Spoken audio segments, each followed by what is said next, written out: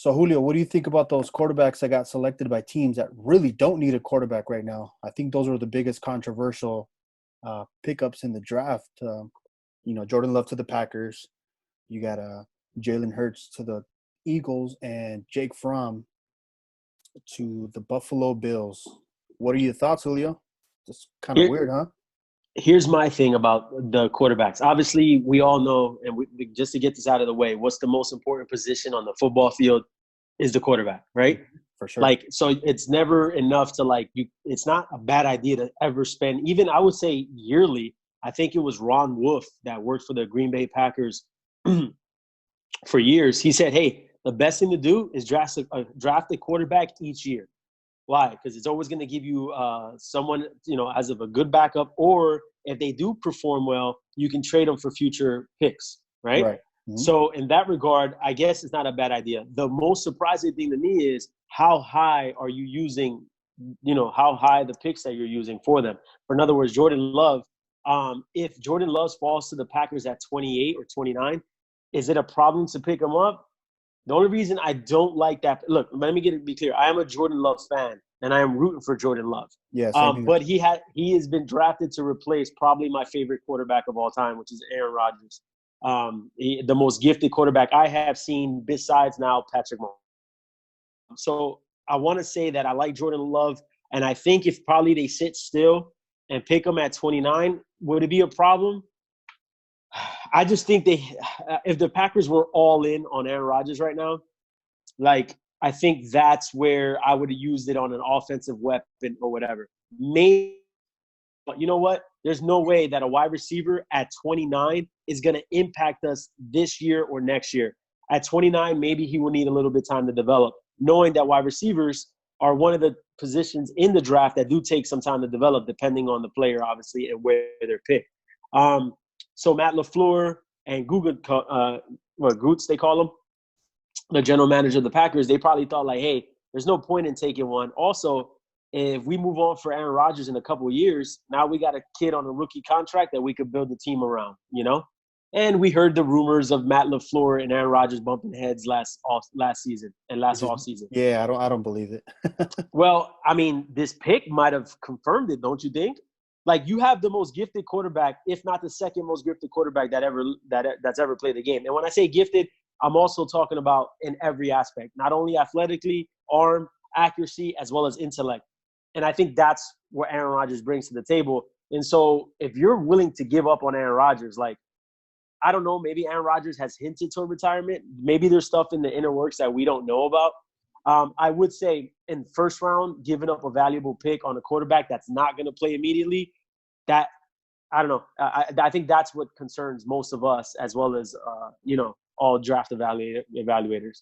Yeah, and the Um, reason the reason why I didn't believe that hype of Matt LaFleur and Aaron Rodgers bumping heads is that, man, a lot of these, reporters and analysts have too much time in their hands. So, a lot of these absolutely. reporters are saying, hey, you know what? There's uh, Aaron Rodgers is going to be the same as Brett Favre. He's gonna be a jerk. He's not going to show him anything. He's going to give his back to him.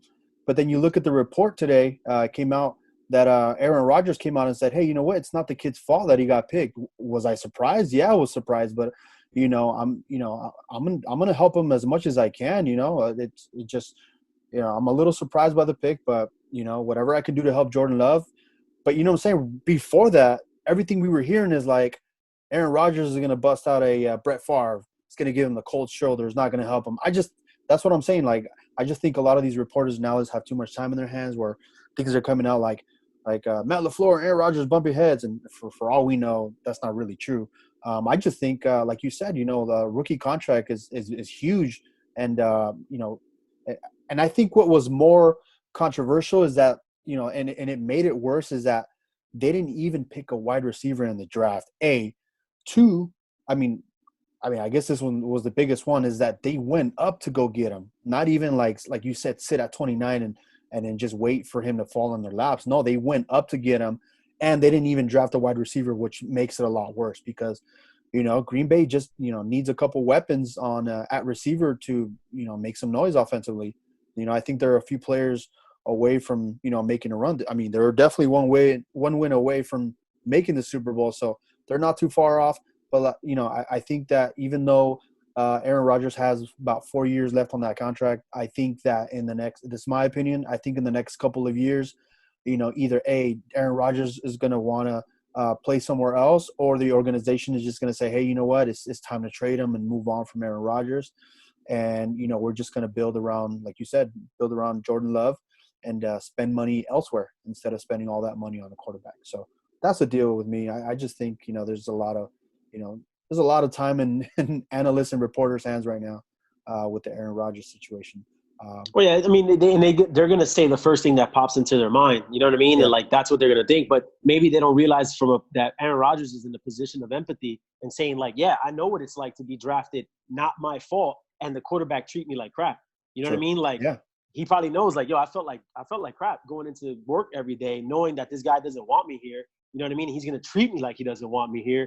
Like, he knows what that feels like. So, yes, I agree with you that sometimes reporters make something out of nothing. But in reality, it crosses our minds both ways. Like, Absolutely. hey, is Aaron Rodgers going to treat him like crap? Or is he going to come from a position of empathy and say, you know what? I know what it feels like. I'm going to help this kid out.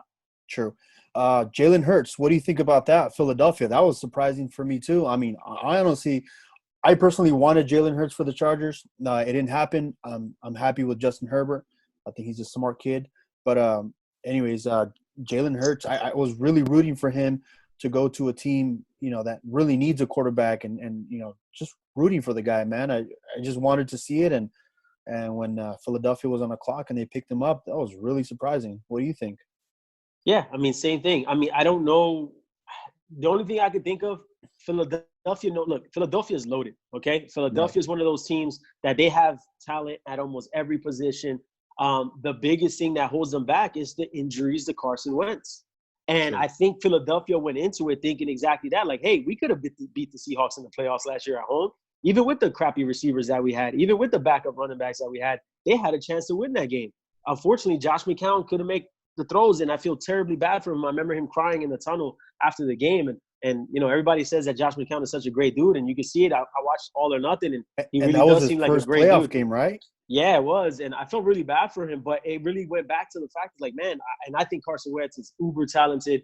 He's one of those quarterbacks that makes something out of nothing. I mean, he threw for over 4,000 yards with no receiver catching over 500 yards. Like, Yeah, that's that's ridiculous. crazy. That's a ridiculous stat. Carson Wentz is special. Does he got to get his process? You know, does he still have to learn? You know, obviously reading coverages before the snap, absolutely. But you know what? Like, he'll get there. He's only been in the league for 3-4 years, so it's like it's not that big of a deal. 4 Right. years. And not only that, he's missed enough games where you could say, yeah, he's only really played 2 to 3. You know. So at the end of the day, like, I think Philadelphia went into it as like, look, we want a really playmaking quarterback behind Carson because our main quarterback is a playmaking quarterback. We need another playmaking quarterback behind him that, with the defense and the weapons that they had in the draft around them, I think it makes sense. And I think of all the quarterbacks drafted, I mean, that one makes sense in the sense of, like, hey, we want somebody that if Carson Wentz gets hurt, he can pick up the slack, and hopefully we can still just kind of like they did with Nick Foles. You know, when everybody was like, as soon as Carson Wentz went down in his MVP year, where he probably should have won MVP, everybody wrote them off. And Nick Foles, you know, obviously the rest is history, took him to the Super Bowl. And I think they're trying to do the same thing with Jalen Hurts just in case that happens again. You're right. And yeah, you know, from your point of view, it does make complete sense. I'm just like I said, I'm rooting for the guy, and unfortunately, with this pickup, it makes him a backup now, and possibly can make him a backup, you know, with another team too. You know what I'm saying? So with I was just kind of rooting for the guy. Hopefully, he can Yeah, land because you with want a to team watch him that doesn't. play. Yeah, exactly. And then I'm almost sure he will. I mean, I know, God me bless too. Carson Wentz, but like, I'm almost sure he will. Yeah, You know? exactly. That's the position. I'm like, hey, if he starts for the Philadelphia Eagles and he's the quarterback for the next 5-6 years or more, hey, I'm happy for the guy, man. But at the same time, like, you feel bad for Carson Wentz too, because you want him to do good too. Oh, he's great. And He's exactly. fun to So watch. it's kind of like it's a weird pickup for me on my end. I get your point of view, but you know, I'm just kind of rooting for the guy, and hopefully he gets a starting job for the next 10 years and he can I just get it. light up the field, you know. But Jake Fromm to the Buffalo Bills. Jake Fromm, I mean, it's a 5th round pick, so we can't really knock the value there. But Right. there's something I do want to hit on with this pick, and it's a little bit of a rant that I'm going to go on. I'm not going to take too much time. Okay. The thing that kills me about this is that everybody, and especially drafted pundits, right? All these draft pundits, all these draft evaluators, they love saying, oh, this particular team got value by this player. And this was what bothers me about value. Value is very subjective. Here's why. Because, yes, can you say, oh, this kid is the best player on my board, so they should take him? Wait, what is the point? And this is what bothers me. What is the point of all these teams wasting so much resources on draft scouts and evaluators if you're going to say, hey, they should just pick the best player on my board? Like, that makes no sense. We literally make fun of the Cincinnati Bengals because they don't have a scouting staff, okay? They don't have a scouting staff, and they say, oh, the Bengals got 3 scouts. Well, why do they need it? If you're going to tell them who to pick and who they should have picked, well, why don't they just freaking watch the draft like we do and make their picks based off Mel Kiper's, Matt Miller's, David Jeremiah's.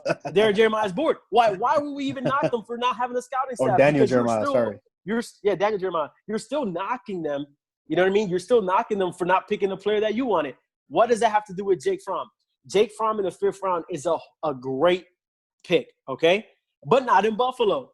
I mean, Buffalo is cold. Buffalo is windy. Buffalo it's a blue-collar town, and I'm not saying Jake is not a blue-collar kid. But it ain't Georgia. It ain't Georgia. Exactly. It's not a dome, okay? You need a strong arm and big hands. You got inclement weather. You got windy, you got the wind coming in there. You can't have a lackluster arm in Buffalo. That's the problem. And not only that, like I said, they also play in the AFC East, where in the Meadowlands, it's even windier. Let me tell you, because I live there. And then as well as in New England, same thing. So, the only thing you can say is if they get a road game in Miami in December, okay, great, because they play the Dolphins. But besides that, I don't know how Jake Fromm fit in with the Buffalo Bills at this point. And basically going to my point is, look, it's not always about the talent with these kids. The reason why people say that the draft is a crapshoot is because you're not just basing it off the kid's talent. You're also basing it on, does he fit your team? Does he fit your city? Like, is this kid, like, for instance, Justin Herbert to the Chargers? I like the pick in the sense that, was he the value necessarily there? Maybe not. But you know what? He's a West Coast kid who grew up a Chargers fan. You know what you know about that? That kid is going to be excited to play there, and he's not going to feel all these anxious feelings that these kids have nowadays, okay, from going to the East Coast, from going to somewhere he's never been. You can't take a Pacific Coast kid who loves surfing and in California burritos and throw them in freaking Texas where there's no ocean. And you know what I'm saying? Like, it doesn't make sense. And no good California burritos. And no good California burritos. There's no good taco shops. Like, in other words, like, what I'm saying is, like, sometimes we like, oh, yeah, well, this kid value. But you know what? Same thing with A.J. Terrell with the Falcons. Not to talk about my team a little bit here. The kid is from Atlanta. You know what I mean? Like, hey, we're going to draft a kid that feels comfortable playing for our city. If you ever heard the story of Brett Favre, it happened in Atlanta too. Brett Favre says, hey, he even said himself, you wouldn't want me in Atlanta. Why? I gained 30 pounds off of beer and wings. Like, I was not doing well there. They shipped him off to Green Bay when the only thing to do over there is play football. And look, he's a Hall of Famer. Why? Because not only the talent matters, sometimes the fit in the city matters. And I think teams forget that, as well as draft evaluators. They're kind of like, oh, best player on my board.